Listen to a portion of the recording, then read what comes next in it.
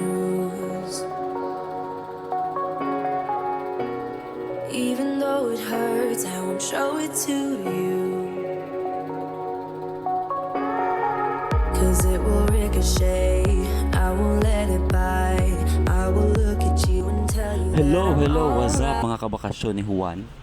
Yes, hindi ito si Daryl but I am ECSO. Ako ngayon yung mag-uulat sa inyo for our update and yung kaganapan natin dito sa bakasyon ni Juan ngayon. Alright, so ang gagawin natin ngayon, sasabayin nyo akong experience ang bangka dito. Haha, let's go! Alright, so ayan, eto na ako, I'm riding on a boat. Wow, so guys, tingnan nyo. Ang linis na ng tubig talaga dito sa ilog Pasig na guys.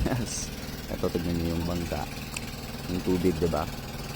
Nakaka-amaze. Ang sarap i-experience dito. Yung ang hangin, ang simoy ng hangin. Hindi siya mabaho. At umagang-umaga ngayon. So, ang sarap. Tas isang magandang experience ngayon kasi hindi siya mainit. So, ang weather parang pinagtagpo talaga ako sa weather ngayon para ma-experience itong pagbabangka dito sa Pasig River, guys. So ito, ayan, ito ginagawang transportasyon ng ibang mamamayan dito from Pasig to Makati, which is vice versa din. Ito mga nakakasabay ko actually dito, may mga dala silang bigas na pinamimili nila sa Guadalupe. So dahil nanggaling ako ngayon dito sa may Makati na side, which is malapit sa Guadalupe area, and itong sasakyan ko ngayon papuntang Pineda. So ayan, sobrang nakaka-amaze. Nandito ako sa Pasig ngayon, sumasakay nito, and it feels like nandun ako sa probinsya, guys. Kasi yun nga, hindi siya mabaho, pero well, sa tingin nyo ngayon, nakikita nyo ang dami pa rin water hyacinth na naglilipa na dito. Alam naman natin na hindi talaga siya mabuti sa mga isda dito kasi nakakaagaw siya ng oxygen ng mga isda, and then napapadpa dito sa Manila Bay, which is pahirapan talaga itong nililinis talaga ng mga DPS din sa Manila Bay. So actually ngayon meron tayong dalawang stopover kasi itong area na to, stop tayo dito. Ayan, so next is yun na yung stopover namin. Kanina kasi yun yung stopover ng mga nagtatrabaho dito sa bridge. Actually nasa ilalim na ako ng bridge na ginagawa, which is the bridge from Pineda to BGC. So eto, magsa-stop na ako dito ngayon. Ay, ang sarap talaga ng experience, guys. Alam nyo, itry nyo. Sobrang nakaka-amaze. And here I am, nandito na ako sa Pineda. So ayan, took a picture muna, pakita ko sa inyo na nandito ako sa may Pineda na yan, na nasa ilalim ako ng bridge. And as you can see, parang lang talaga ako nasa probinsya, guys. Feels like in a province.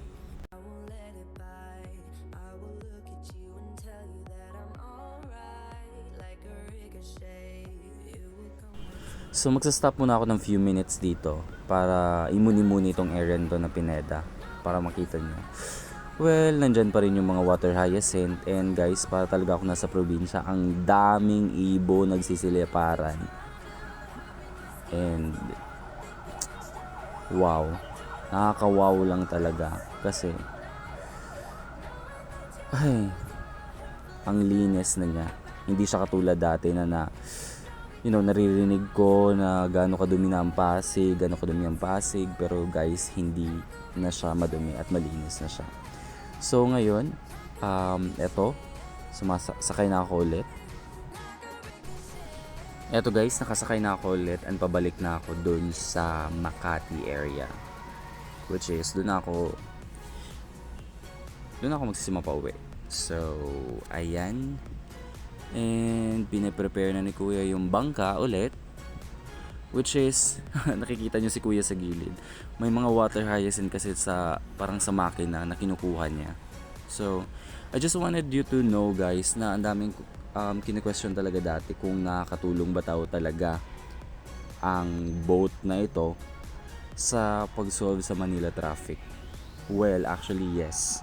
It's because very convenient siya sa mga commuters na pupunta sa BGC or dito na side na Makati. Kasi in just a few minutes nandun na kayo na area. And one way lang siya, diretso lang siya guys, isang sakayan lang, rather than kung taga dito kayo sa Pineda pupunta kayo ng EDSA, ang mangyayari 3 sakayan kayo makarating dito sa may Makati area. So aside sa nakaka-contribute siya sa pagkonte ng mga taong sumasakay sa EDSA, mabilisang biyahe din siya pag nandito kayo. As in just a few minutes, nasa Makati na kayo. So, ayan. Pabalik na kami. And let's ride on again papuntang Makati. Pasig to Makati na naman to guys.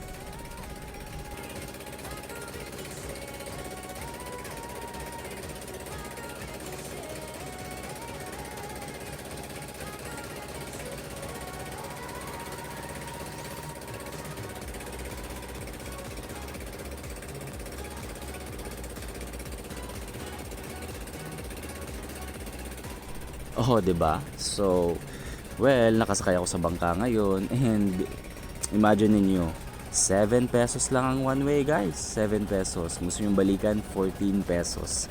Kung gusto niyo lang ride lang dito sa bangka, 14 pesos balikan. And imagine niyo, sa 7 pesos, makakarating ka na from Pasig to Makati. Wow. Magta-taxi ka, how much is that? Even actually magko-commute ka pupunta ka ng EDSA, sakay ka pa ng tricycle papuntang EDSA, tapos magbabas ka or mag-MRT, and then another jeep na naman, which is ito, aside sa convenient niya, sobrang mura pa niya, and well, makakarating ka na maaga, in just a few minutes nasa Makati ka na.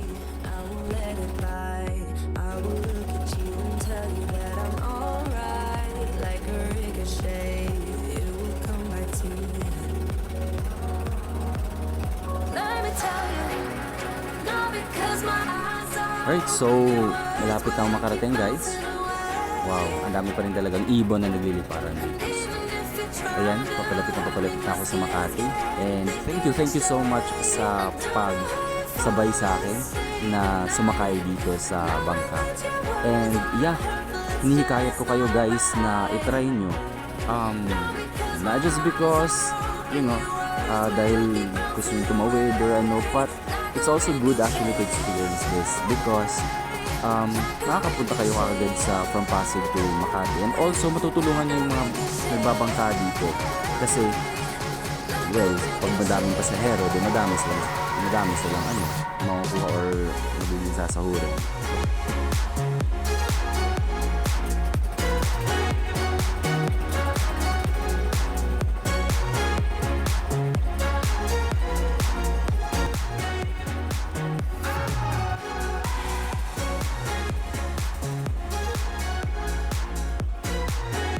So, ayan, here I am. Nandito na ako sa Makati. Sa Manila. So, ayan, once again, thank you sa pagsabay sa akin na sumakay.